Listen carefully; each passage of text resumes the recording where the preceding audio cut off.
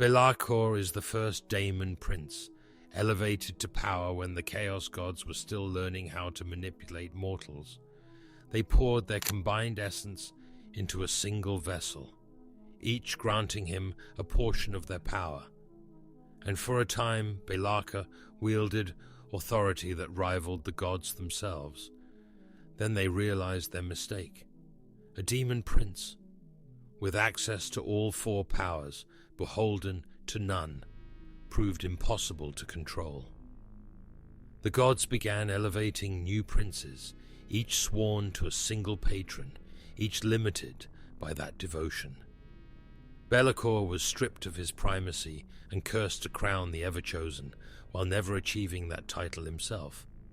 But in that punishment, the Chaos Gods revealed something they never intended. They showed Belakor exactly how fragile they are, and he's spent millions of years learning how to exploit that weakness. The first Daemon Prince knows how to kill chaos, and the gods fear what he's planning more than they fear each other. The Chaos Gods cannot be killed through conventional warfare. They're warp entities sustained by emotion across billions of minds. As long as sentient beings feel rage, Khorne exists. As long as hope endures, Tzeentch persists. Nurgle feeds on despair. Slaanesh grows with excess. You cannot kill a god by destroying its servants or burning its temples. The god simply manifests new ones, rebuilds from the infinite reservoir of mortal emotion.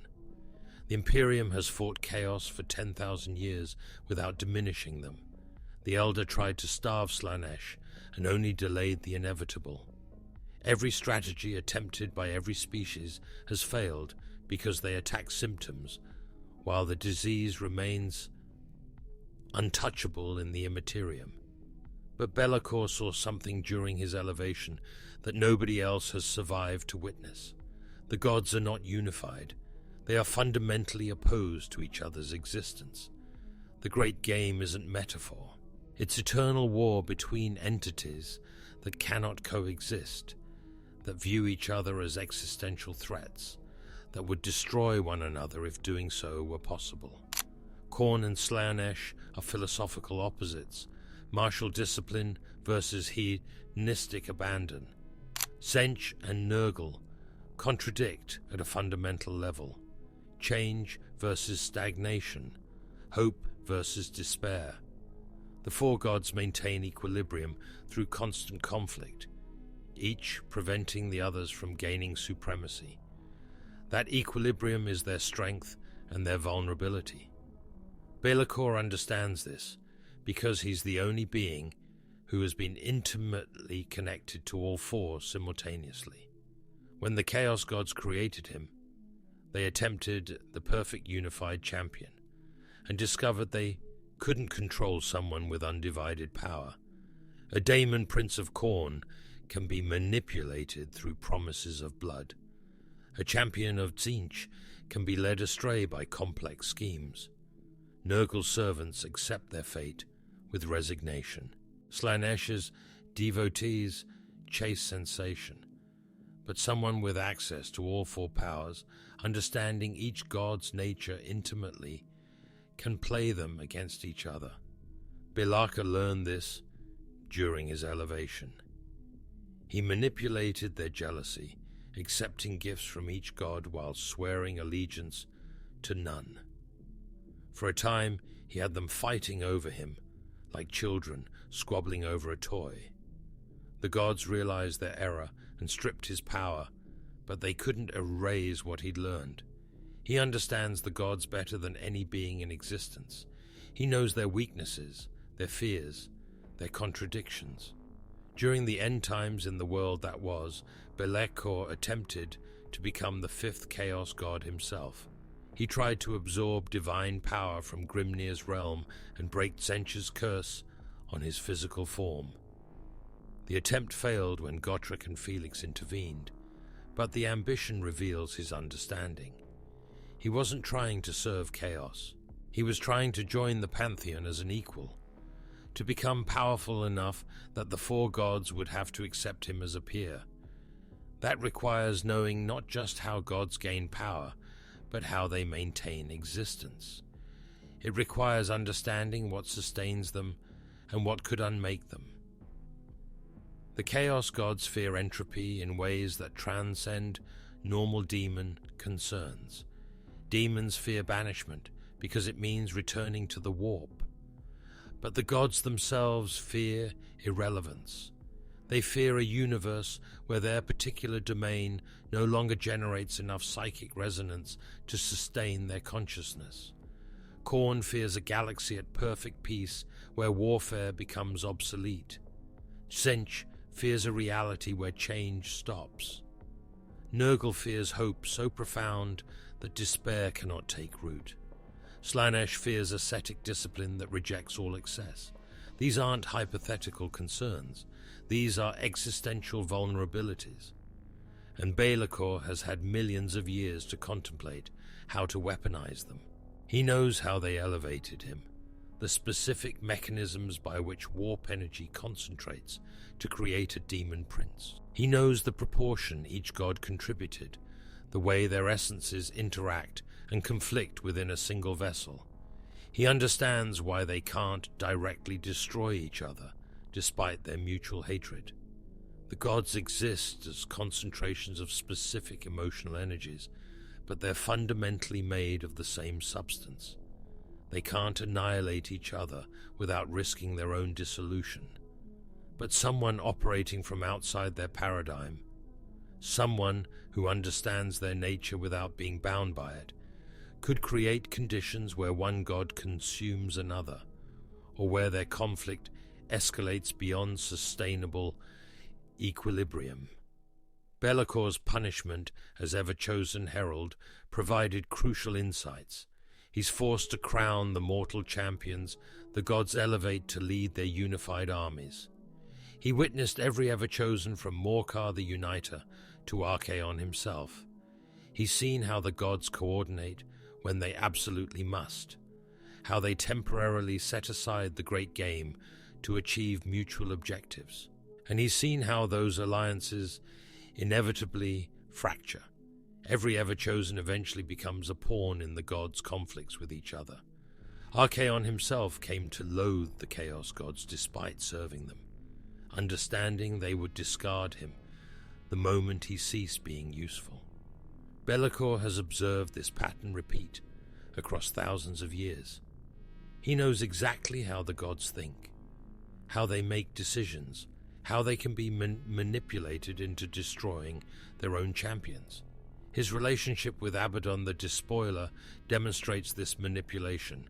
Belakor worked his way into Abaddon's inner circle, influenced the War Master's campaigns, undermined rival champions who might threaten Abaddon's position. The official story claims Belakor does this from jealousy toward anyone who wins Chaos favor, but jealousy can be a rational tool when deployed with purpose. Belakor isn't sabotaging Chaos champions because he's petty. He's ensuring the gods never achieve the unified focus they briefly held when they created him. Every champion he undermines, every Black Crusade he subtly disrupts, every schism he engineers is another fracture in their collective power. He's keeping them distracted with internal conflicts, so they never realize what he's planning.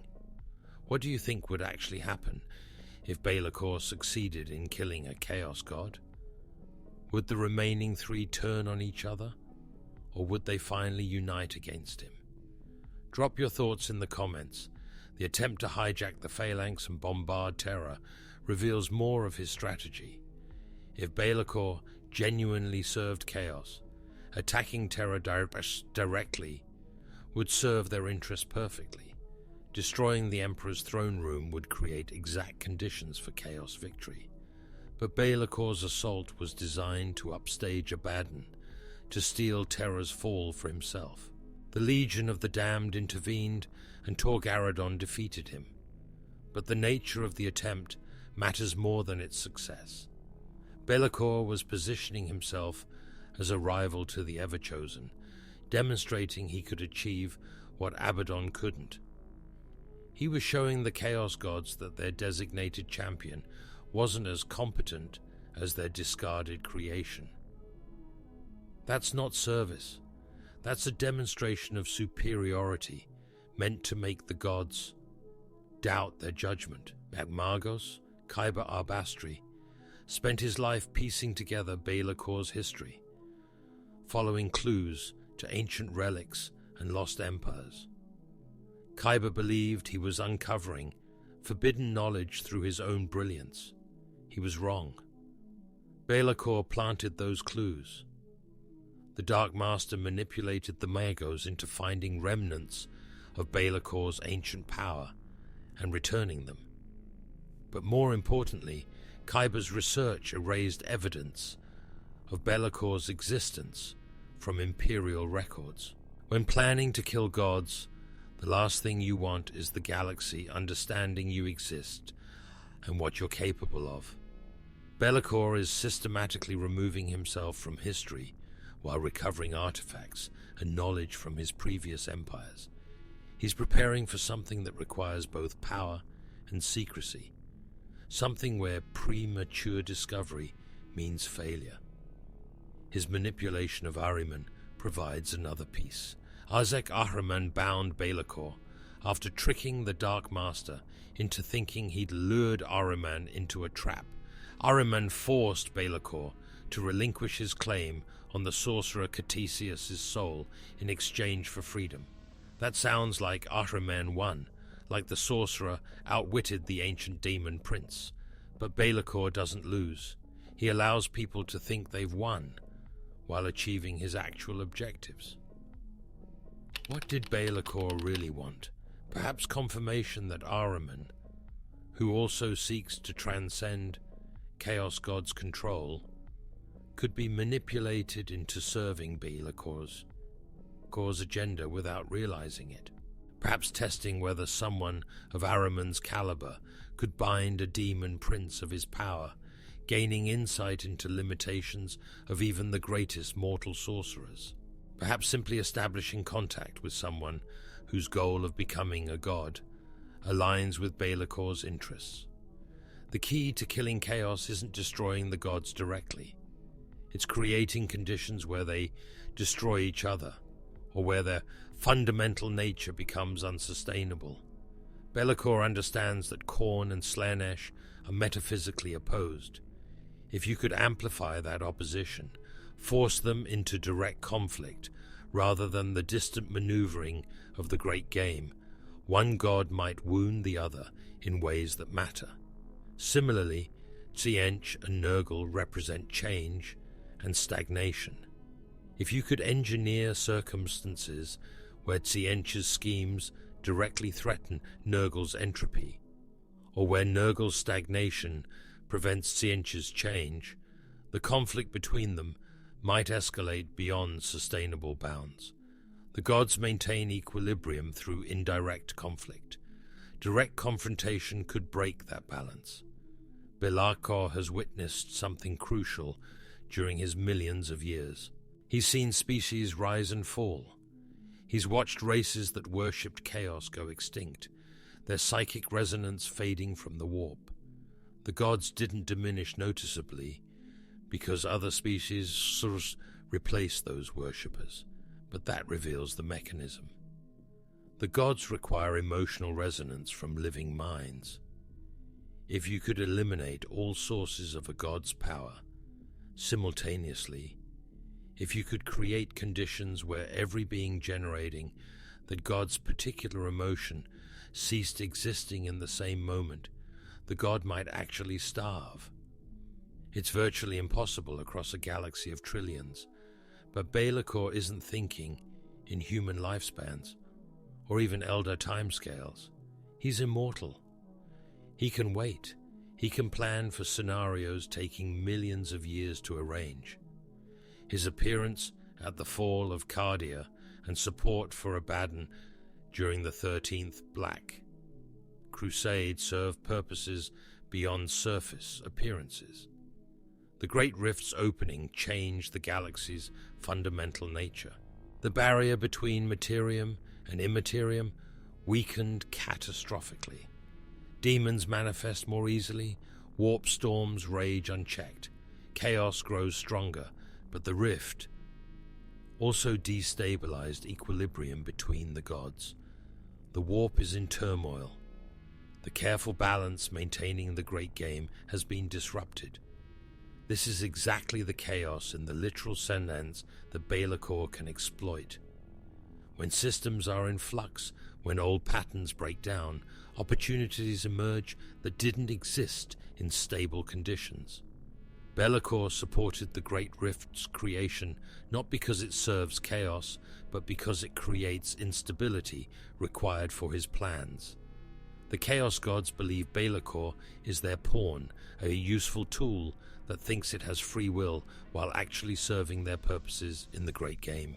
They believe his sabotage of their champions is itself part of their contest, that when belakor undermines Tzeentch's plots, he's actually serving Khorne or Nurgle without realizing it. They believe they've broken him psychologically, that his cursed role has left him impotent and bitter. But belakor has never been broken. He's been observing, learning, preparing. Every limitation they placed on him taught him more about their nature. Every curse revealed another weakness. Every humiliation was a lesson in how they think and what they fear. His recent actions in the era Indomitus support this pattern. He leads the disciples of belakor, fighting alongside Daemon, legions of each Chaos God, while maintaining independence. He's pledged aid to several heretic Astartes warbands, fighting in the company of Abaddon's Black Legion. During the Charadon campaign, he used sorcerous rituals to warp entire planets, seizing the former night world of Colossi from House Raven and transforming it into Korvosi, a fallen night world. He reshaped an entire planet and corrupted Imperial Knights into House Korvax, an infernal house serving the Dark Mechanicum. That level of power manipulation demonstrates capabilities far beyond a typical Daemon Prince, suggesting he's recovered significant strength from his ancient empires. During the Arcs of Omen campaign, belakor suddenly manifested on the rock as it was invaded by Vashtor's armies. Belakor had long hated Vashtorr for perceived hubris and ambition, but more importantly, Vashtorr represents a potential new Chaos God, a fifth power that could upset the equilibrium belakor has spent millions of years studying. Seeking to spoil Vashtor's plans, belakor delayed the Archiphane's forces long enough for Imperial reinforcements to reach the rock. Vashtorr raged at belakor, and they engaged in a fearsome but even fight. When belakor began retreating, he was subjected to massive barrage of cannons Vashtorr hacked with scrap code abilities. Belakor dematerialized with a howl, but he'd succeeded at what he came to do. He prevented Vashtorr from achieving godhood, preserving the current balance until he's ready to shatter it himself. When belakor finally makes his move, it won't look like an attack on chaos. It will look like service. It will appear to be him fulfilling his role, helping to crown another Everchosen, or supporting another Black Crusade. The gods won't realize they're being destroyed until it's too late, because belakor understands misdirection better than Tzeentch himself. He's had millions of years to plan the perfect betrayal, the ultimate revenge against entities that created him, and then cursed him when he refused to be controlled. The first Daemon Prince will become the last thing the Chaos Gods see before they realize their greatest creation was their greatest mistake. And in the moment of their understanding, when they finally comprehend what belakor has done, they'll have just enough time to appreciate the irony. He'll kill gods that are supposed to be unkillable, and he'll do it using knowledge they themselves gave him when they made him their firstborn prince. The Dark Master doesn't serve chaos. He's been studying it for millions of years, waiting for the perfect moment to demonstrate that even gods can die when their own creation understands them better than they understand themselves.